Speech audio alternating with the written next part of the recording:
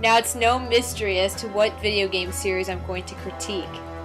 You guessed it, Bond, James Bond. 007 Nightfire. My childhood resides with this video game.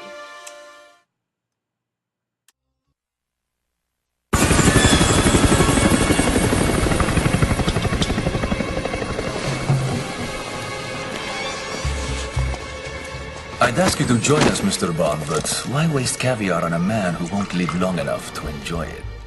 And now we've reached the pivotal point in this video game where the antagonist captures Bond and also finds out that Dominique, who is a spy for the French, is indeed working against him when he thought that she was on his side.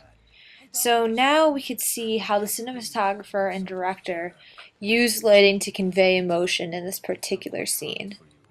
You can see that there are highlights directly behind the antagonist, Raphael, and that there's an intensity to the lighting. It's very bright and harsh.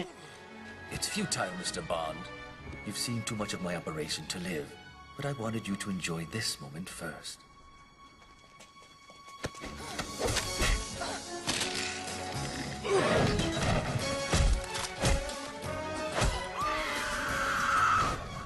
And now you can see as Dominique falls that the lighting changes from very harsh and biting to very dark and dim. And this also creates intensity because of the dimness. She's falling to her imminent death, and it's very morbid and symbolic of her own downfall, both literally and representationally.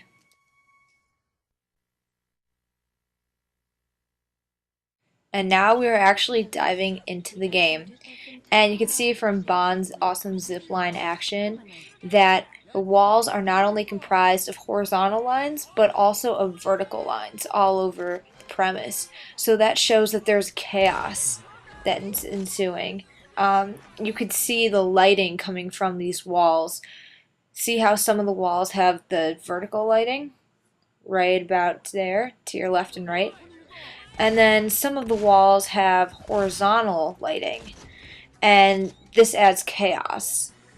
You know, Bond's going in there on an operation right after his secret agent, who was also one of his girlfriends, just got killed by the antagonist and his henchmen. So we now see chaos.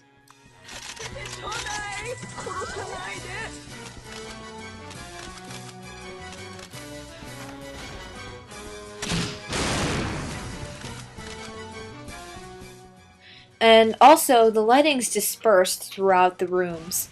You could see light in some areas and dark in others. And with the dark areas, they're mysterious, they're frightening. You don't know who's behind those corners waiting to shoot at you. That really adds to the whole just premise of the game. To shoot and kill the bad guys. Well, the bad guys are usually hidden in the dark. As you could see, Bond shooting one of the bad guys who is indeed hiding in the dark. So this also compares and contrasts good versus evil. More lighting equals good, more dark equals evil, mysterious, and you don't know where or when the villains are about to pop up. So you always have to know and be on your toes about it.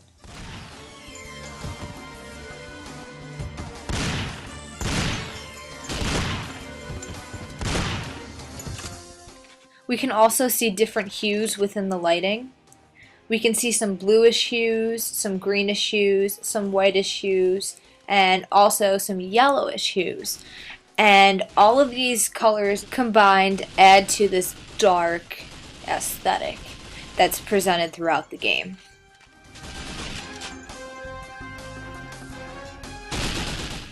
And if you notice, the direction of the lighting always changes.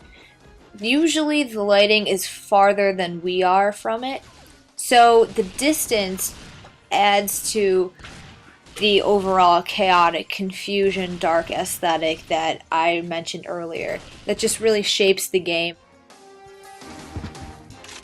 Again, the use of shadows is very prevalent in this game. They hide the bad guys and they also evoke ambiguity. And now, ladies and gentlemen, the amazing green spy glasses.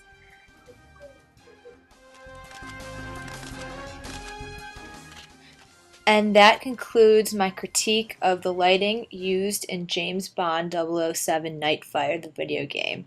And I hope you all play it because it is awesome. Peace out.